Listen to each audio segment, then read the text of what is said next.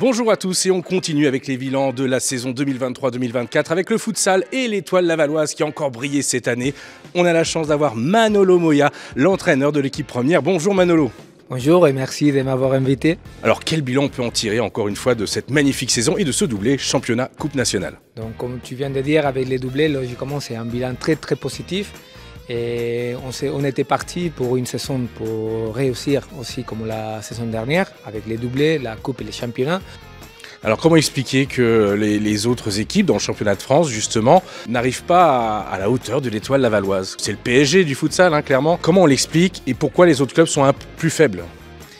Bon, on ne dirait pas plus faible, mais c'est vrai que dans les moments importants, le fait de jouer avec des joueurs de telle maturité sur le terrain, c'est vrai que ça aide beaucoup à gagner des matchs, à gagner des championnats, à remporter des titres. Il faut dire aussi que dans l'équipe, on compte avec des joueurs avec une qualité extraordinaire, des joueurs internationaux, des joueurs qui jouent toujours les premiers rôles dans toutes les équipes qui ont passé. Et il y a des joueurs aussi qui sont capitaines de l'équipe nationale du Maroc, de l'équipe nationale de France, des joueurs avec un rôle très important. Donc logiquement, c'est des joueurs très compétiteurs. Donc c'est normal après de se mettre un objectif très haut et savoir qu'ils vont arriver jusqu'au bout pour l'atteindre. Alors maintenant ça y est, on est en pleine intersaison, bientôt le début de ce nouveau championnat et une nouvelle Ligue des Champions en Mayenne. Comment on prépare cette intersaison et quel est l'objectif pour la saison prochaine? Bon, déjà, cette intersaison, ça va être un peu compliqué parce qu'il y aura la Coupe du Monde avant de démarrer les championnats le 12 octobre. Donc, on perd la plupart des joueurs de l'équipe 1. Il va falloir adapter un peu les séances à niveau des effectifs aussi et logiquement la date de départ. Mais puis, juste revenir après la Coupe du Monde, on reprend les championnats et puis au bout de 2 semaines, on reprend les premiers tours de la Ligue des Champions.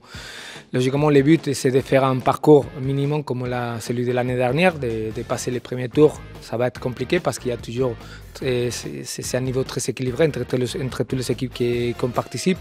Mais puis faire un peu mieux peut-être dans les tours élites si on arrive à se qualifier. Il y a un engouement aussi chez les jeunes avec cette équipe ici en Mayenne. Oui, logiquement, c'est important aussi d'avoir un miroir pour arriver loin. Donc ils savent bien qu'ici à l'Étoile, il y a quelques années peut-être, c'était pas la Ligue des Champions qui ont ciblé. Maintenant c'est le cas, il faut bien profiter. On a 2 sections sportives. Il y a la section sportive du Fernand Puech au collège, il y a la section sportive du lycée Ambroise Paré. Donc on pense bien que la formation qu'on va faire, qu'on est en train de faire dans ces deux, dans les collèges et dans les lycées, ça va arriver loin et ça va permettre aussi de permettre cette relève des équipes U18, U15, que c'est important pour nous. Alors justement, quand il n'y a pas de futsal, il y a peut-être du temps libre aussi. Qu'est-ce que tu fais en Mayenne pour te détendre, faire autre chose? C'est quoi un petit peu tes hobbies en dehors du futsal? Bon, j'aime bien me balader un petit peu, même si des fois la météo ça ne le permet pas trop. Mais voilà, j'espère que ça va changer maintenant. Et je vais pouvoir profiter un peu des balades, des parcours, de quelques sorties qui feront du bien. Juste pour couper un petit peu, parce que c'est vrai que c'est une saison assez chargée, ça a été une saison longue. Donc voilà, j'espère que ça va me permettre un peu de temps libre. En tout cas Manolo, merci pour t'être rendu disponible aujourd'hui pour nous parler de cette saison. Et on vous souhaite à tout le club, à toute l'étoile lavalloise, une très belle saison 2024-2025 avec la Ligue des Champions. Merci beaucoup et merci de votre invitation.